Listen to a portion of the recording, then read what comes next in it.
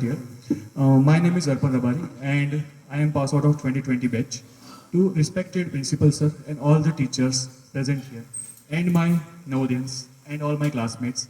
So today I am going to deliver my speech. First, I think that I can give the speech in English, Hindi and Gujarati language. But our Navodayan teaches three language formula, as you know that. For three language formula, we learn all the three language, English, Hindi and Gujarati. So I think that the best way to give the speech is mother tongue. But if I give speech in the Gujarati language, then some of the teachers are from outside Gujarat, so they cannot understand what I am saying. So I have decided that I will give speech in Hindi, so all the people can understand, and you can take some guidance from me. So अभी चालू करते हैं. थोड़ा सा मैं nervous था क्योंकि मैं लास्ट टाइम जब एल्यूमिनी मीट में आया था तो 2021 या 22 में आया था. अभी 2 से 3 साल बाद आ रहा हूँ तो थोड़ा डर लग रहा है कि क्या बोलूँ, क्या गाइड करूँ जूनियर्स को, अगर कहीं कुछ गलत बता दिया या फिर मतलब कुछ ऐसी चीज़ें होती है कि जो आप लाइफ एक्सपीरियंस जो होते हैं वो आपके साथ कैसे शेयर किया जाए. तो मैंने मेरी स्पीच का जो एक सिंपल टॉपिक रखा था वो ये रखा था कि करियर गाइडेंस जो होता है वो जो चीज़ सबसे ज़्यादा मैंने और मेरे बैचमेट्स ने फेस की थी, क्योंकि हम लोग 2020 के पास आउट है सारे लोग, और जैसे 2020 में हम लोग यहाँ से गए थे वो मतलब ऐसा दिन था कि हमें पता भी नहीं है कि हम नवोदय से जा रहे हैं. क्यों? क्योंकि 18 मार्च 2020 हमारा लास्ट पेपर बाकी था. जो कंप्यूटर वाले थे उनका कंप्यूटर, जो हिंदी वाले थे उनका हिंदी का पेपर बाकी था. हमारा पेपर 22 और 25 मार्च को था. तो हम लोगों को ऐसा था कि पेपर देकर ही जाना होगा, और अचानक से सीबीएसई ने ऐसा बोल दिया कि नहीं, अभी पेपर जो हो गए वो पोस्टपोन हो गए. तो हमें लगा अभी पेपर पोस्टपोन हो गए तो अभी हमें घर भेजेंगे, फिर वापस आना होगा. तो अभी ऊपर से एकदम से अभी सुबह हम लोग ब्रेकफास्ट करने गए थे, शायद सबको याद होगा. और ब्रेकफास्ट करने गए और हमारे जो सीए सर थे, वेद प्रकाश सर, शायद कुछ लोग जानते होंगे, जो अभी पंचमहाल में है, उन्होंने हमें एकदम सरप्राइज दिया कि अभी सर्कुलर आ गया, तुम लोगों को आज ही घर जाना है. तो हम लोग तो शौक में रह गए कि हमारा नवोदय के जो आखिरी के एक हफ्ता था वो हम अच्छे से इंजॉय भी नहीं कर पाए. तो वो एक चीज़ थी कि अभी वापस आए तो वो सारी चीज़ें हम वापस एक बार देखना चाहते हैं, महसूस करना चाहते हैं, फील करना चाहते हैं. तो ये सब चीज़ें तो है लाइफ में. फिर हम लोग आगे गए, एग्जाम्स के रिजल्ट आए, फॉर्म भरे, फिलअप किए. तो वहाँ पर सबसे ज़्यादा जो हमने प्रॉब्लम फेस किया वो ये था कि क्या चूज़ करें, क्या करियर ऑप्शंस है हमारे पास, क्या ले, कौन सी लाइन में ज़्यादा फ्यूचर है, कौन सी लाइन में नहीं है, फिर किस तरफ जाए कि हमें ज़्यादा मतलब इन फ्यूचर में जाए तो ज़्यादा ग्रोथ मिले. तो ये सारी चीज़ें हमने बहुत ज़्यादा फेस की. तो मैंने तो खुद यूट्यूब वीडियोस, और आपको पता है तो उस टाइम चैट जीपीटी नहीं था, आज से 5-6 साल पहले. तो यूट्यूब वीडियो सर्च कर करके देख कर मैंने ढूंढा कि मेरे लिए सबसे बेस्ट करियर ऑप्शन कौन सा हो सकता है. मेरा ये तो फिक्स था कि मैथ्स बहुत अच्छा आता है, क्योंकि मैथ्स अब अगर आप नवोदय के बच्चे हो तो आपको तो मैथ्स अच्छा आएगा. नवोदय के एग्जाम में इतना टफ मैथ्स आता है कि आपने मतलब वो क्लियर करके आए हो.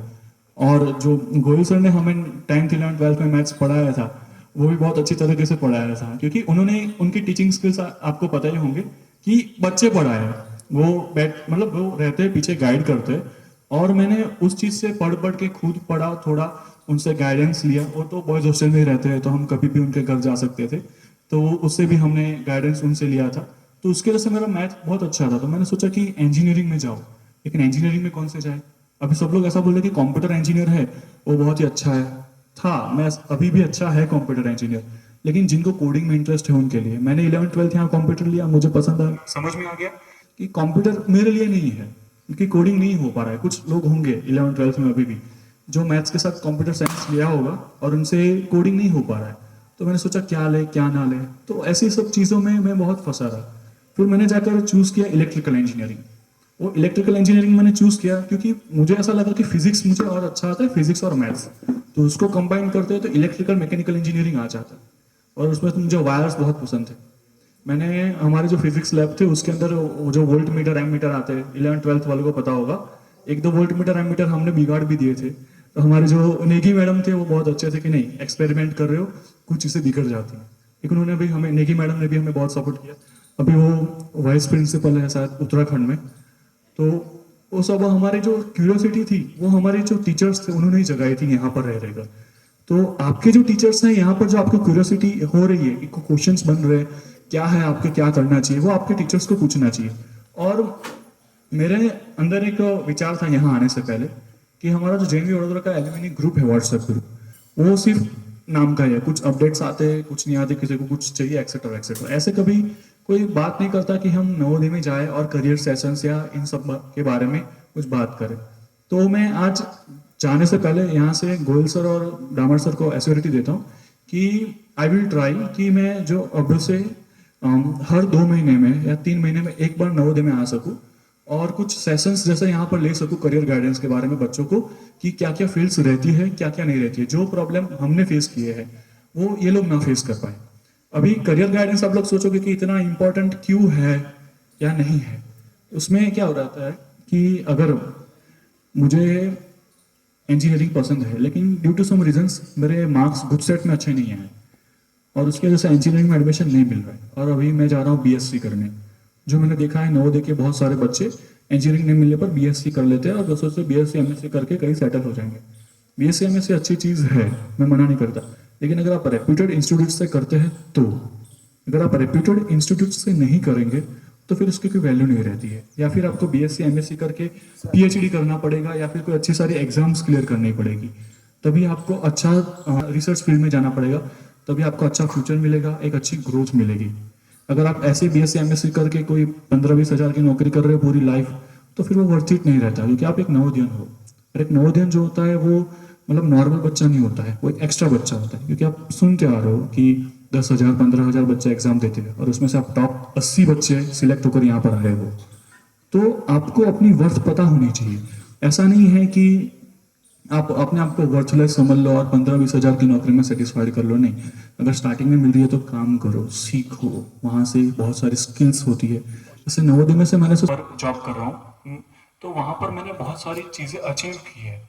क्योंकि क्या होता है, अगर आपके पास मतलब आप अंदर से ही लीडरशिप स्किल्स डेवलप करते हो, स्पीकिंग स्किल्स डेवलप करते हो, वो कब आती है, जब आप बार बार स्टेज पर आकर अच्छे से स्पीच दोगे, डरोगे नहीं, शांति से बोल सकोगे, फिर लोगों को मतलब एक सही डायरेक्शन दिखा सकोगे, तभी एक लीडरशिप स्किल्स आती है, मैनेजमेंट स्किल्स आती है। और अगर वो आपके अंदर है तो मैं बोल रहा हूँ कि आप कहीं पर भी नहीं रुकने वाले, कहीं पर भी। मतलब आप लाइफ में जो चाहे वो अचीव कर सकते हो, अच्छे से जॉब कर सकते हो, तो जॉब करना है, बिजनेस कर सकते हो, वो सारी चीज़ें आप कर सकते हो।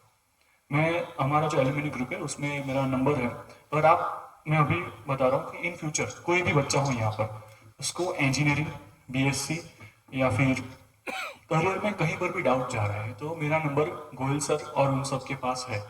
तो आप उन सब से लेकर आप मुझे कांटेक्ट कर सकते हो। और फिर अभी मैं अगर शायद कोई नोट पेन लेकर आया है और उसकी लिखने की इच्छा है कि नंबर लिख ले, तो वो भी लिख सकता है। मैं अभी बोल देता हूँ स्टेज पर से कि इन फ्यूचर आप कहीं पर भी फंस रहे हो, वडोदरा में हो, कहीं पर भी हो, तो हम हमें कांटेक्ट कर सकते हो कि अर्पण भैया मैं ऐसे नवोदय से पास आउट हूँ और मुझे ये प्रॉब्लम आ रही है, तो आप थोड़ा गाइड कर लीजिए। और फ्रॉम नेक्स्ट जनवरी फरवरी से मैं ट्राई करूंगा कि हर 2-3 महीने में मैं या हमारे बैच में से या जो भी हमारा एल्यूमिनी ग्रुप है उनमें से 1 या 2 लोग आए और आपको करियर गाइडेंस के बारे में सेशन कैसे देना है वो सॉर्ट आउट कर सके थोड़ा। तो मेरा जो नंबर है वो आप लोग चाहे तो लिख रख सकते हैं, 9924375631। वापस बोल रहा हूँ, 9924375631। तो ये जो करियर की जो बात थी वो तो हो गई। अब ये दूसरा स्किल्स, तो आप लोग नवोदय से जो स्किल्स सीख कर जा रहे हैं उसको एक पॉजिटिव डायरेक्शन देना प्लीज। क्योंकि यहाँ पर क्या होता है कि आप लोग जो स्किल्स सीखते हैं उसको आप पॉजिटिव डायरेक्शन में नहीं ले जाते। मैंने बहुत सारे लोग मतलब बच्चों को देखा है कि वो अपनी लाइफ के साथ कॉम्प्रोमाइज कर रहे हैं, कि नहीं कॉम्प्रोमाइज नहीं करना है। हमारे क्लासमेट्स हैं, जैसे अभी यहाँ पर आप लोग देख सकते हैं, आपकी दीदीज बैठी है और हमारे जो मेरे जो क्लासमेट्स है वो सब बैठे हैं। आप चाहो तो किसी से भी कभी भी बात करोगे तो सब अच्छी तरह से, अभी हमें 2020 में पास आउट हुए, हमें 5 साल ही हुए। 5 साल में हमारे क्लासमेट में से मैंने गिना है तो लगभग 7 से 8 लोग MBBS के फाइनल इंटर्नशिप में पहुंच गए हैं, 8-9 लोग इंजीनियरिंग कर चुके हैं, फिर 7-8 लोग ने BSc MSc करके अभी अच्छी तरह से जॉब पर भी लगे हैं, फिर कुछ लोग सिविल सर्विसेज के एग्जाम की प्रिपरेशन कर रहे हैं। तो आप उन सब से गाइड, मतलब आप मुझे कांटेक्ट करिए, मैं आपको उनका नंबर दूंगा, तो आपको सिविल सर्विसेज के लिए गाइड चाहिए, जैसे हमारे पास मोइन भैया है वो सिविल सर्विसेज की तैयारी कर रहे हैं, तो आप उनका नंबर ले सकते हैं। किसी को सॉफ्टवेयर या कंप्यूटर में जाना है तो हमारे पास तन्मय है, तो मैं आपको उनका कॉन्टैक्ट नंबर दे दूंगा। कि ऐसे तन्मय भैया हमें क्या करना चाहिए कंप्यूटर में नहीं। अगर किसी को एमबीबीएस में जाना है तो हमारे पास अंजलि दीदी और बीनल दीदी है जो अभी एमबीबीएस की इंटर्नशिप में है, मैं उनका नंबर दे दूंगा। तो ऐसे आपका जो करियर गाइडेंस का जो प्रॉब्लम होगा, अगर आप नवोदय से बाहर जा रहे हैं, कुछ प्रॉब्लम आ रहा है एडमिशन में, तो क्लियर हो जाएगा। अभी बात रही कि नवोदय की लाइफ, तो अभी शायद बहुत ज़्यादा खींच लिया मैंने, सिर्फ 2 मिनट का अभी, कि नवोदय की लाइफ में आप जो फ्रेंड्स बना रहे हो वो आपकी पूरी लाइफ रहने वाले हैं। क्योंकि जो टीनेज, अभी टीनेज चल रहा है, आपको पता है ना सबको टीनेज पढ़ा है ना 8th स्टैंडर्ड में? ओके। तो 8th स्टैंडर्ड से लेकर मतलब 13, हाँ 13 से लेकर 19 की जो एज होती है उसको टीनेज बोलते हैं। तो टीनेज के टाइम में जो आपके फ्रेंड्स बनते हैं ना, वो आपकी मेंटल कैपेबिलिटी के साथ डेवलप होते हैं। आपका मेंटल ग्रोथ भी हो रहा है, उनका मेंटल ग्रोथ भी हो रहा है, तो आप दोनों साथ में ग्रोथ हो रहे हो।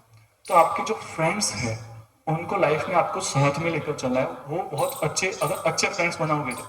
और कोई आपका दोस्त है जो खराब लाइन में जा रहा है, आपकी बातें मतलब वो खराब चीज़ें कर रहा है, तो आपको उसके लिए आपके यहाँ पर टीचर्स है, आप उनको आपके टीचर्स को बोल सकते हो कि ये सर ये लड़का है, ये जो है वो ऐसा मतलब होमवर्क नहीं करता है।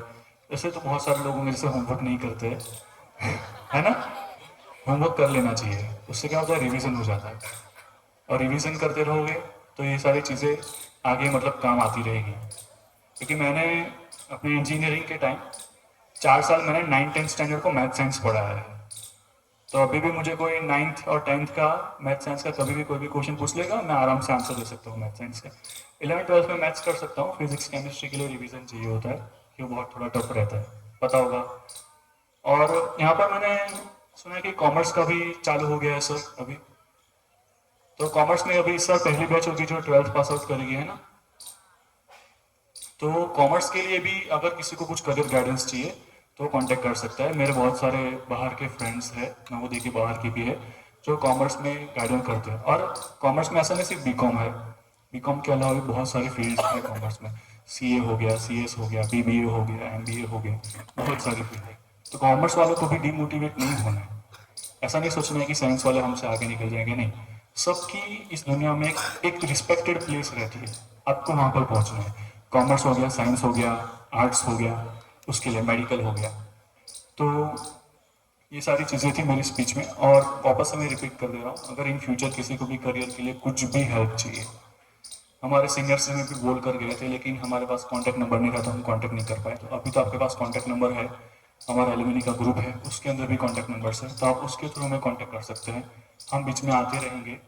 ये मैं ऐसे नहीं बोल रहा हूँ कि आएंगे, नहीं, हम आएंगे, ये मेरा पक्का प्रॉमिस है आप लोगों को, हमारे सारे नवोदिन्स जो मेरे छोटे भाई बहन हैं सबको, ये हम पक्का आएंगे और आपको करियर के लिए गाइड करते रहेंगे। क्योंकि करियर गाइडेंस जो होता है वो एक ऐसे 10-15 मिनट की स्पीच में मैं नहीं दे सकता। उसके लिए आपको 1-2 घंटा 3 घंटा शांति से बैठकर 1-to-1 भी बातें करनी पड़ती है।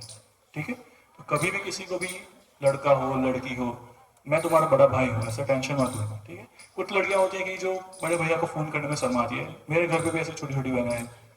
ठीक है? और आप लोग भी शांति से फ़ोन कर सकते हो, बड़े भाई हैं हम लोग। ओके? और इसी के साथ मैं अपनी स्पीच को अंत करता हूँ, और मैं थैंक यू करता हूँ आप सभी को मेरे को इतने शांति से सुनने के लिए। Thank you so much.